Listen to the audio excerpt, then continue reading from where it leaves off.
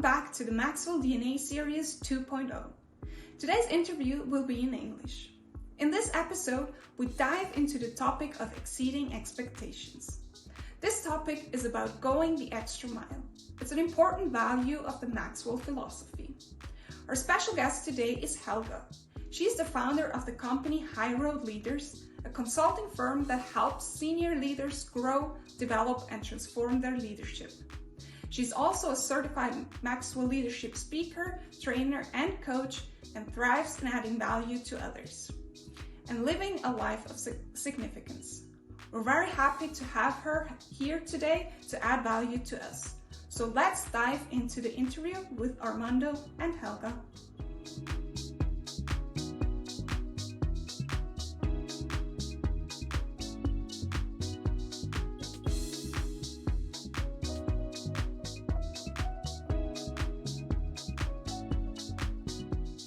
Well, thank you very much, Anya, for that nice introduction. So, without further ado, Helga Samuel, welcome to our Maxwell DNA podcast. How are you doing? Thank you very much. I'm excited to be here. Awesome. Well, you're really new to the group, and we are very excited, of course, and very grateful that you accepted our invitation for our podcast. As you know, we are building the Maxwell Leadership German-speaking region platform, and you speak German. You actually speak 6 languages. You told me off camera, but we're going to do this in English, and but we'll get into that in a couple of minutes. But before we begin with our topic today, just want to remind our audience, if you have not yet subscribed to our channel, now you have the chance to do so, and please don't forget to like our videos. Your support helps us grow the channel, and of course it will help us to reach a wider audience, and most of all, your support will help us add more value to those watching our content. Also, if you want to stay informed about our upcoming events, webinars, online, and much more, please follow our Maxwell Leadership Coach social media accounts. All of the links will be in the video description. We will love to hear from you. And of course, I'm going to include Helga's social media accounts. What do you have, Helga? You have Facebook, LinkedIn, what else? And LinkedIn. That's it. No I've decided personal to webpage. Simplify it. All right. Well, I will include those in the video description in case you want to find out more about Helga and her coaching services and so on and so forth. All right, Helga. Well, let us begin. Let us begin with the first question. For those who do not know who you are, tell us a little bit about you. Who is Helga Samuel? So I'm a wife, mom to 2 kids, and I'm also originally from India. And I've lived outside of my country since 2007, lived in Oman for 6 years, and then moved here to the Netherlands. This is our home now. I'm a Dutch citizen. I'm really proud to be in this country. I believe that there is a purpose for me and my family to be here. I'm excited about it. I'm passionate about teaching and especially adding value to young people and women and highly skilled migrants. That's me. I like your introduction. A lot of people, they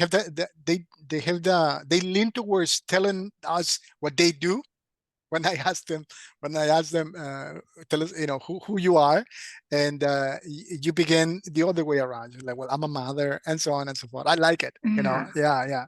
And then, of course, you describe some of the things you do, which is also part of you.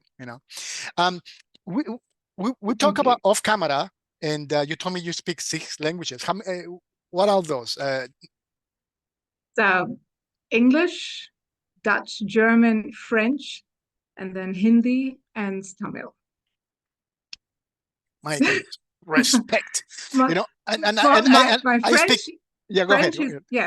My French is a bit rusty at the moment, but then it should pick up over time.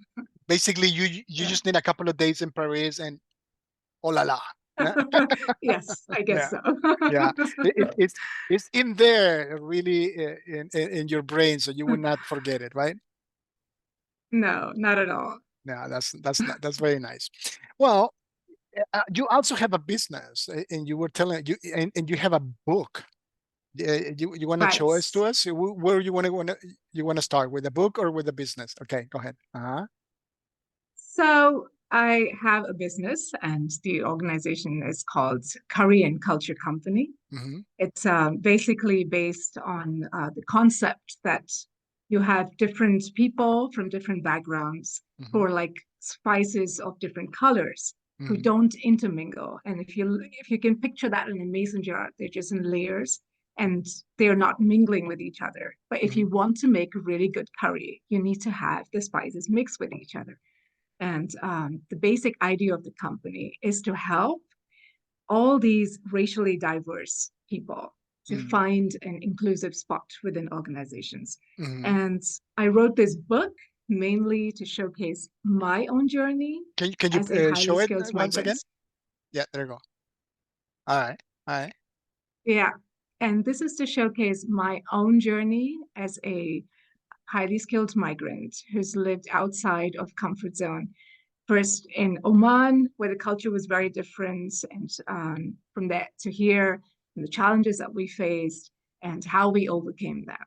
And this is really important for me because I believe that every story is powerful. And this story is basically written to be a spark to help organizations and companies out there to make forward-moving conversations in the diversity space. So that's the main reason why it's there. Yeah, well, I'm going to include the ESBN number in the description box in case anyone wants to get your book online. Very nice. Well, hold on. Is the book in other languages as well, or just in? Not yet. Not yet. All right. Yeah, not yet. But nevertheless, I will include that there. Just in case some of our audience watching right now, I speak Netherlandish, right? So that's and then please let us know when the book is translated into other languages. That will be good. Yes, there are plans. There are plans to translate it into German, and yeah, Spanish at the moment, the German. Maybe later on. Not yet. Not yet. Okay. Yeah, maybe later. Maybe later. Okay. Well, looking forward to that. Well, let us. You chose. Well, you didn't have much of a choice, really, right? Because we only had one spot open out of the values out of the Maxwell DNA acronym. The only open spot was exceed expectations. But you told me as we were exchanging messages that this was it was perfect for you. And tell us why. I mean, why were you so excited that you had this topic to talk about? Well, this is the value that I have been learning and journeying and growing in the last few years. Especially, there's been a huge transition ever since I joined the team last year. All right. So I come from a culture that is patriarchal. And it is also a culture where, you strive to do something so that you're recognized. So there is a lot of competition. So as a kid, I grew up in such an environment. So I had to compete with the rest just to survive, right? And you would lose very important seats in very good colleges by just 0.001% or something like that. So it was very high level of competition. Right. So I started with that. And then I went on, to exceed expectations, not just because of the cultural rules, but also because it went on to people pleasing. Like I want to please people, and I did not want to feel rejected. So I would do that. And but now over time, I exceed expectations, mainly because I value the people that I'm serving, and I'm passionate about what I'm doing. And it does not come from a place of getting value from the people that I'm serving, but going from a place of confidence, from a place of worth, from a place of value out there. And that makes a huge difference. So this has been my journey. I mean, you practically grew up with that, but your perspective and your motivation change as I'm listening to you. Correct me if I'm wrong, but if so, right. What triggered that? I mean, what happened? Was that a conscious decision? What happened? Tell us, how did that evolve? Sure. Like 2 years ago, I was working on this client project, as well as working full-time, I mean, not full-time, but part-time as a lecturer at a business school. Mm-hmm. And so I was going above and beyond to, exceed expectations in both the jobs that I was doing, while also juggling my role as a wife and a mom at home. Right. Right. And it went to a point where my stress levels were extremely high. And actually, as a family, we've been through quite a bit. So there was already a very high stress level that my body had gone through. We had an unemployment of my husband, and then 3 near-death medical emergencies that he had, and then bullying from my daughter, anorexia. We've had just about every major challenge. So after all of that was in this particular year in 2022, I had both these jobs, and it was something I was really passionate about. But I was also trying to people please to, do that particular thing. My family was not priority at that time. My family was getting to eat takeouts because I wasn't able to do everything. So it was a very challenging time actually for me. And then in October 2022, I suddenly crashed. I couldn't sit, I couldn't walk, I couldn't drive my car. I was in excruciating pain all the time. And so this was something that I didn't even know what how serious this pain was, or, I thought maybe it's just some infection or something, antibiotics will clear it. So I would take all my classes online. I would sit on ice packs because I couldn't sit on a normal surface. And I would take on my classes online, and I would tell my students, okay, I'll see you next week. But then next week, again, I'm still in pain, and the pain never stopped. It went on and on from days to weeks to months. Wow. And finally, I couldn't continue that job anymore. And I was in this time of uncertainty that I didn't quite understand what was going on. It was a very low phase in my life. And it was during this time, and I'm a person of faith as well. So God came through. He was very real to me at that time. He helped me really reorganize my priorities, understand the importance of rest, things that I never really prioritized in the past. And so that is what I did. And it's quite funny that the Maxwell certification came through at that time, because I was thinking and asking God, what is the next step for me? What do you want me to do? Right. And then suddenly there's this thought that came, Maxwell, so I watched John's sermons so often, and I'm like, okay, what do you want me to do with Maxwell? So I was watching his sermons, I was watching his videos on YouTube and everything. And that's when I saw that certification thing, and I was like, I think I want to do this. So I discussed that with my husband, and he was like, yeah, are you sure about this with your health and everything? And so that week that I decided for the Maxwell certification was the week that my husband had his 3rd medical emergency. Right. So like he collapsed when he was in London on a business visit. He's diabetic, so he gets these low sugar episodes, which then lead to seizures and unconsciousness. So but even then I was like, God, I'm going forward with this because you put this in my heart, and I do not know what is going to happen after, but I trust you. So I took that step. And the amazing part is a lot of things that I've been praying about. Okay, I've been asking for a good community. I've been asking for really supportive friends. I've been asking God to help me with like mentors. I've been asking God for help and support in setting up the business, and lots of different things. I found all the answers within the team.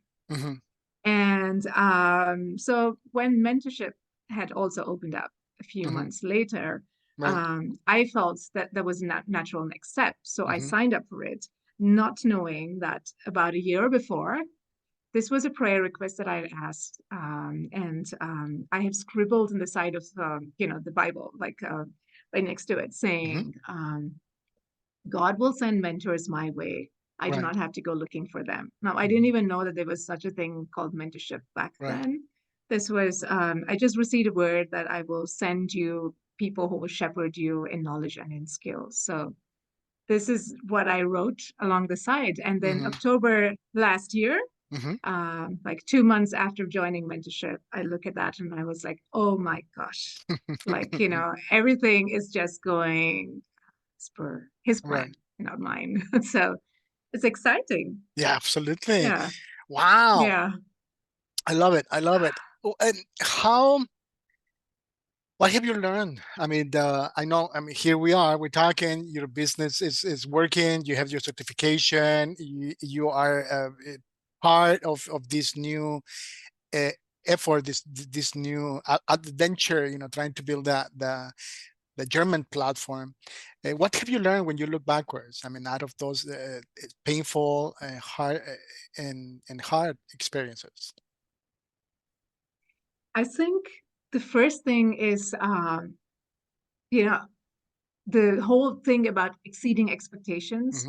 I have realized that it is very important what kind of environment you are in when you're exceeding expectations. So I've had like some positive as well as some not positive environments. So my experience working in a not positive environment where I exceeded expectations and got burned in the process was that I should really, first of all, understand who am I? Who am I at the core, right? What is my character and what are my values? Right. So if I'm not going to be liked or if I'm going to be ridiculed for exceeding expectations, how am I going to respond to that? Am I going to respond to that from who I am, in character and values, so high road leadership, or am I going to just respond in kind to the way that they speak to me? So that was one learning from one such experience. And the other thing I learned was that you also, when you continue to be in your character and in your values, and you have really strong character and values, and you're not going to bow down to being petty or indifferent or rude or whatever, there will be at least one or two people who will realize your worth, and they will want to be like you, or they will be inspired by your life, or they will want to be with you, right, or they want to know more of where that comes from. So that was another thing. And the third thing I learned was community plays a very important role, especially if you are in an unfavorable environment or even in a favorable environment. It's very important that you have the right environment to be able to, really be yourself and just, do beyond what people even think. So surround yourself with the right community. And for me, this team has been the right community that I have right now, and I'm so grateful. How important that is. That's right. That's true. I have the impression, I mean, let us talk about advocacy and inspiring people. You mentioned that just a few minutes ago. And I have the impression that in our day, we live in a time when people don't want to go the extra mile. Talking about exceeding expectations, people often use the excuse, well, that's not in my job description, that's not, I'm not responsible for that, so don't talk to me, even within a team, right? And I find that sad, especially when a team, a company is working for something bigger than the individual, something bigger than even bigger than the team. First question, do you find that to be true in Holland where you are, or in when you look backward in your experience? And if so, how can we advocate? How can we promote this value to go beyond and to go the second mile? Okay, that's a very good question. So to answer your first part, do we have this in Holland? Very much. I think it's a universal thing. And in the Netherlands, we even have a proverb which says, "Doe maar gewoon, dat is gek genoeg." That means just be normal or just be ordinary, and that is crazy enough. So that's really everywhere that I see. It's like just be like, like the rest of them, and just float around with the rest of them. Just don't try to be excessive. Right. That's basically it. Or people will just think that you're strange. Now, I was listening actually to this video by John where he says that 15% of people in the world only meet expectation. 5% exceed expectation. So we're talking about the majority, 80%, who do not even reach that expectation. So they go below expectation. So when I heard that, I was like, okay, now that makes sense with this difficult experience that I had, because the majority may have been working there for all you know. So how do we do it? I think what I really love about the Maxwell DNA is that he's training us to be that 5%. Right. He's not training us to be that 80% or that 15%. It's to be beyond ordinary. Right. Why? Because as the motto says, we are people of value, value people, and add value to people. If we are not going to be people of value, if you're not going to be those kind of people who stand out and stand apart and stand way beyond the others, there is no way. I mean, we don't have that high leadership lit. We are not going to be able to bring the others along with us. Right. So I think that is really important. And the second part of your question, can you repeat that once again? Yeah, how can we inspire others? Because I'm going to be honest with you, I'm very intense. If I believe in something, I go for it 100%. My wife has to remind me, hey, take a break. That's enough. And it's true, because I'm very convinced about something and I go for it. So in that, on the other hand, I have to fight, I have to, well, I want to inspire people. I don't want to, wave the finger like, hey, hello, we have to work, we have to do something else. We're working, we want to achieve, but that's not the way, right? I mean, we have to inspire people. We don't have to herd them like the shepherd dog, right? I mean, we want to convince and be inspiration. How do you do that? Yeah, I think first of all, it is to model that behavior ourselves.